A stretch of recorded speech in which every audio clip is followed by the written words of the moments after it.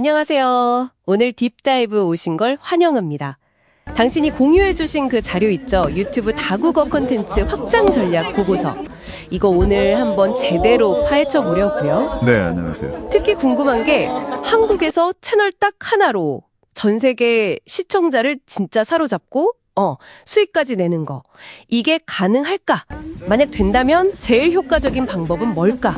이 질문에 대한 답을 찾는 게 이번 저희 딥다이브 미션입니다. 네, 아주 흥미로운 질문이죠. 자료를 쭉 보니까 답은 충분히 가능하다 쪽인 것 같아요.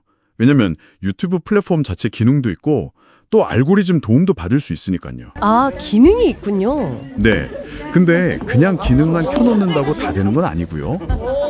진짜 성공하려면 얼마나 깊이 있게 현지화를 하느냐, 또 채널은 어떻게 가져갈 거냐, 그리고 어느 나라 시청자를 좀 더 공략할 거냐, 이런 전략적인 고민이 정말 중요해 보입니다. 아, 그렇군요. 그럼 유튜브가 제공하는 기능들부터 좀 자세히 볼까요?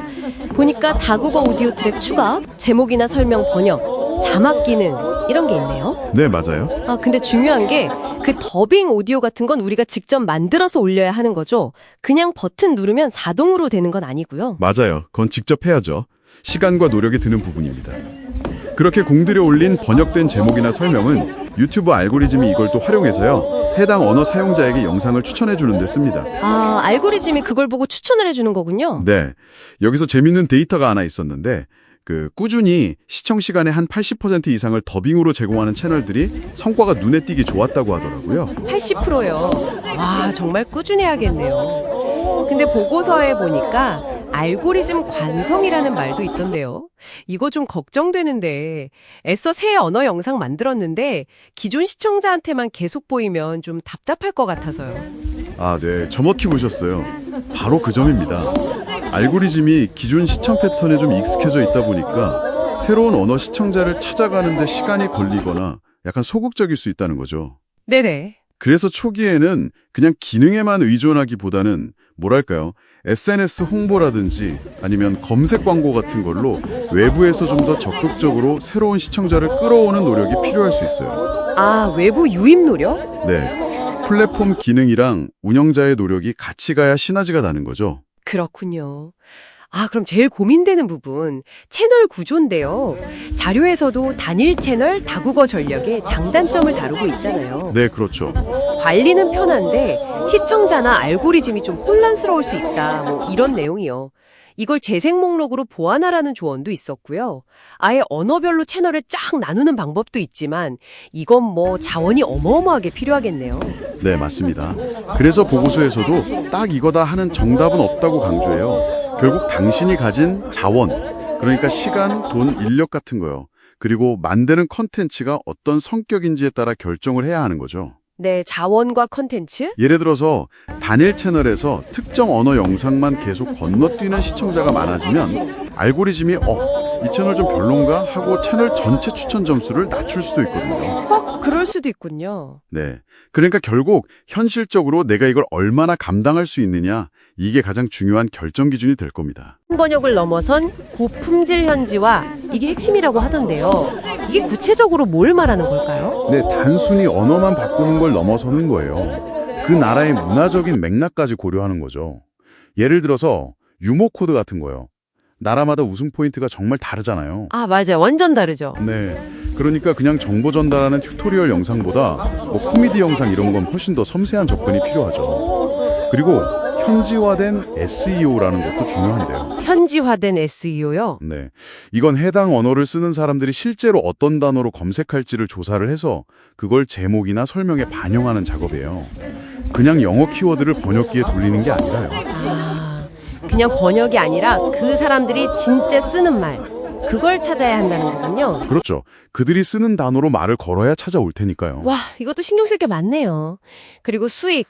아, 이게 또 아주 현실적인 문제인데 지역별로 광고 단가 차이가 크다고요. 네, 정말 큽니다. 국가별 광고 단가, 보통 CPM이나 RPM이라고 부르죠. 간단히 말하면 영상 조회수 1000회당 벌어들이는 광고 수익 같은 건데 이게 지역마다 차이가 어마어마해요. 네. 보고서에 나온 걸 보면 미국, 호주, 영국 같은 서구권 시장이 인도나 베트남 같은 시장보다 수익성이 훨씬 높아요. 한국은 그 중간쯤으로 한 2.5유로 정도로 나왔고요. 오, 2.5유로? 그럼 이게 뭘 의미하는 걸까요? 이게 시사하는 바가 크죠. 단순히 조회수 총합을 늘리는 것보다 수익성이 높은 지역의 시청자를 전략적으로 딱 타겟해서 공략하는 게 어쩌면 전체 수익에는 훨씬 더 효과적일 수 있다는 뜻입니다. 와, 이건 정말 중요한 포인트네요. 그러니까 무조건 많은 사람이 보는 것보다 누가 보느냐가 수익에 더 큰 영향을 줄 수 있다? 그렇죠. 물론 광고 말고도 뭐 스폰서십이나 상품 판매 같은 다른 기회도 글로벌하게 넓어질 수 있겠지만요. 네네. 결국 당신이 그 도달 범위 확장이랑 실제 수익성 사이에서 어떤 균형점을 찾을지 이걸 잘 고민해야 하는 거네요. 맞습니다. 보고서에 나온 성공 사례들, 뭐 키스 디아나 쇼나 미스터 비스트, 쿨치게삭트 같은 채널들 보면요. 네. 공통점이 있어요. 어떤 공통점이요? 전문적인 현지화에 투자를 아끼지 않았고 또 비교적 좀 보편적으로 먹히는 주제를 다뤘고요. 그리고 무엇보다 꾸준히 했다는 거죠. 꾸준함 역시 중요하군요. 네. 하지만 물론 관리 부담이 늘어나는 거, 문화 차이에 적응하는 어려움, 예산 제약 같은 이런 현실적인 어려움도 당연히 있고요. 그렇죠. 단순히 번역가 비용만 생각해서는 안 되겠네요. 네, 보고서에서도 그 점을 딱 집어서 현지화의 총 비용을 고려하라고 강조합니다. 번역이나 더빙 비용 외에도 이걸 관리할 사람, 또 품질 검수 시스템, 어쩌면 문화적인 부분 자문까지 이런 게 다 포함될 수 있거든요. 네, 총 비용. 네, 성공적인 글로벌 확장은 결국 이런 체계적인 계획, 그리고 꾸준한 데이터 분석과 품질 관리가 뒷받침되어야 가능한 거죠. 자, 오늘 딥다이브 내용을 한번 정리해보죠. 결론은 단일 국가 기반 채널이라도 충분히 글로벌하게 성장하고 수익도 낼 수 있다. 하지만 그냥 되는 건 아니고 유튜브의 다국어 기능을 잘 활용하는 건 기본이고요. 핵심은 고품질 현지화에 얼마나 진심으로 투자하느냐, 그리고 당신의 자원에 맞는 채널 구조를 잘 선택하느냐, 마지막으로 데이터를 보면서 수익성 높은 시청자를 어떻게 공략하느냐, 여기에 달려있다는 거네요. 네, 정확합니다. 그리고 마지막으로 당신이 한 번 더 깊게 생각해 볼 만한 흥미로운 개념 하나만 던져드리고 싶어요. 오, 뭔가요? 보고서에서 잠깐 언급된 건데요. 트랜스랭귀징이라는 개념이에요. 트랜스랭귀징? 처음 들어보는데요. 네, 이게 뭐냐면 단순 번역이나 더빙을 넘어서요. 콘텐츠 안에서 여러 언어나 문화적인 요소를 아주 자연스럽게 막 섞어 쓰는 방식이에요. 예를 들면 한국과 채널인데 영어 밈이나 표현을 재치 있게 막 녹여낸다거나 하는 식으로요. 언어를 섞어 쓴다. 네, 어떻게 보면 덜 정제된, 덜 완벽한 현지화처럼 보일 수도 있죠. 하지만 오히려 특정 문화권 배경을 가진 시청자들, 예를 들어 해외 교포라든지 아니면 문화교류 자체에 관심 있는 사람들과는 뭔가 더 독특하고 깊은 유대감을 형성할 수도 있지 않을까요? 한번 탐색해 볼 만한 그런 전략인 것 같습니다.